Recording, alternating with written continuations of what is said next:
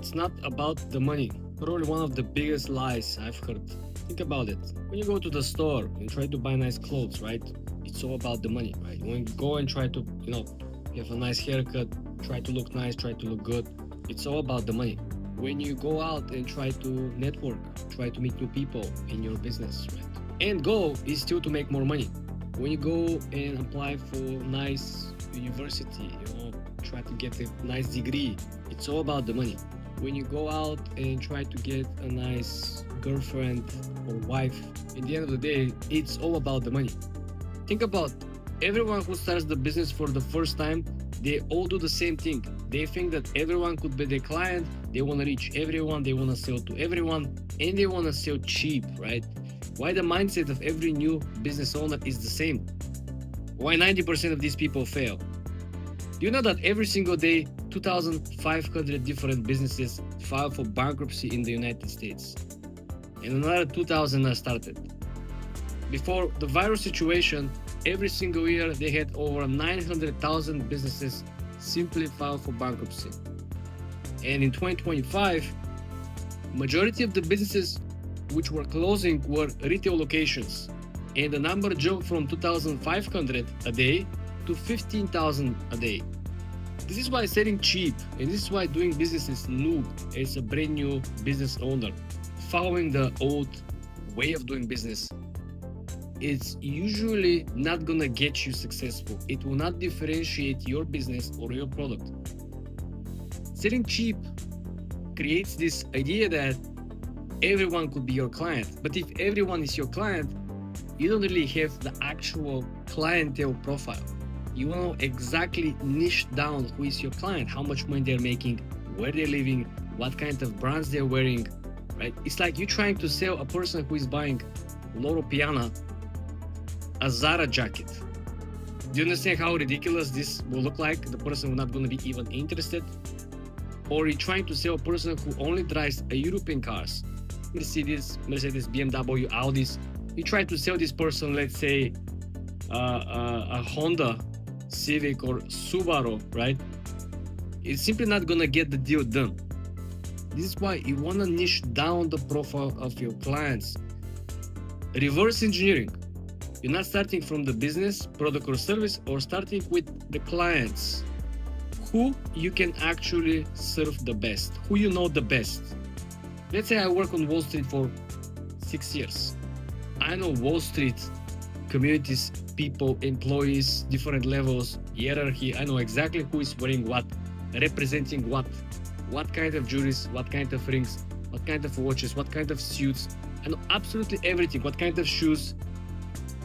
Every single item that these people are wearing or possess represents something. So if tomorrow I said, okay, I'm gonna go into the commodity market, I'm gonna build a fashion brand or accessory brand only for men that are working on Wall Street. I know exactly who to target, how to target. I know exactly how much I should charge them. And I know that I should charge them a lot. I'm not gonna charge them cheap. I'm not gonna charge them $100 for a button-down shirt. I'm not gonna charge them $400 or $500 for a suit. Why? Because when they pay more money, they feel that they're getting something unique. This will give them personal satisfaction and will give them more motivation and will make them even more arrogant over the other people on Wall Street because they can have what they own. Understand? The diversification of different pricing, different items, having everything that is specifically, uniquely satisfying particular person is what makes you different. It's not that you're selling $5 cheaper than somebody else. Because especially during the big national holidays, you can walk through the mall and you can find brands that no one actually cares. I'm not gonna name them. I don't want to downplay their heritage or whatever. But the brands that are over here on the tier list might have 40-50% off. But the big brands that everyone knows and everyone is always want to buy something, but it's always so expensive, they might have 60-70% off, and you might be able to buy the much higher tier brand instead of buying the cheapest, the highest discount at the very moment. It happened to me. I haven't purchased full price or paid full price for absolutely anything. And I only own stuff that I like. I don't buy stuff because it's cheap or it's on deal or it's on sale. I only buy stuff that I first of all need and I like, right? This is why your biggest leverage in the competitive market that is pretty saturated, it's always to first of all niche down, know exactly who is your client, who you're talking to. This will help you to know how to price your items. This will help you to craft and design the product or services. This will help you to create a very effective marketing campaign. You know exactly who to hire to promote your product or service. If you hire some bimbo to promote my jackets and suits to the Wall Street guys, nobody will care. No one take her serious. It's a wild west out there. You're going to hire somebody that looks like Patrick Bateman from American Psycho. You're gonna dress him and you're gonna make him speak like him because he speaks their language, right? You wanna buy something from someone that looks like you, sounds like you, works jobs like yours, makes probably your money, right? It's always actually a little bit better if you can find someone that is the next level. Because if somebody from the next level sells something to the people in the level below, the people will be much more incentivized to buy from him because psychologically they believe that if they look like him, they're gonna be him, right? It's all marketing. Remember, if you watch my other videos, I explain to you why marketing is so important and why marketing is not being taught in schools. Well, because no one gets it, especially the new age marketing has nothing to do with the previous 90s, 2000, everything before virus situation. It's one thing, everything after the virus situation is completely different thing. Like the people who were making tons of money prior, very few of them I've seen actually adapt the new strategies. Most of them completely lost traction. Not to mention people who were running blogs and who were running content pages, generating traffic, running ads. Their traffic completely died out and they still can't figure out why.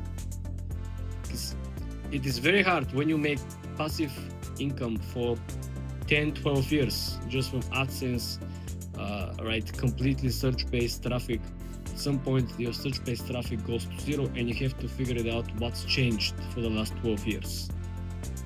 Anyway, that's why I told you, don't fall under the same trap of new business owners trying to sell cheap and try to sell to everyone, because you're not making any sales, because you don't sell to anyone, because you don't know what you're selling to who and how much they're willing to spend. It's a complete mismatch.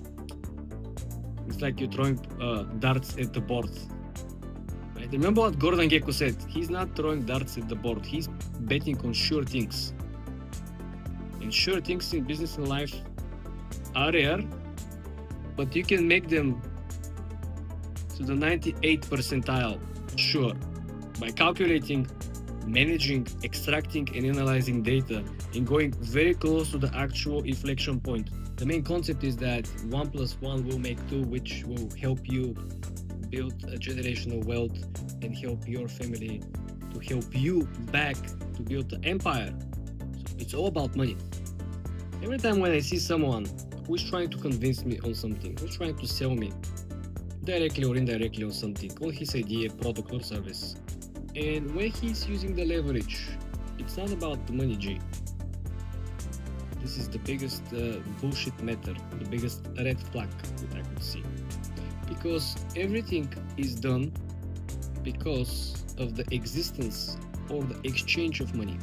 People who come over here and fix my internet, right, or install my internet, or build the whole network connection with fiber cables or whatsoever, they're doing it because of the money. Why Elon Musk is building the rockets? Sure, he could be passionate about going out there in the space exploring, but it's all about the money. If NASA didn't pay him, he's not gonna be running the rockets and he's not gonna be sending astronauts to the space station or whatsoever. It's all about the money. So when we stop talking nonsense and lay out the actual interests from both sides, This is the moment when you can get the closest possible to get both sides what they want, right? Because I don't believe in zero-sum game working long term.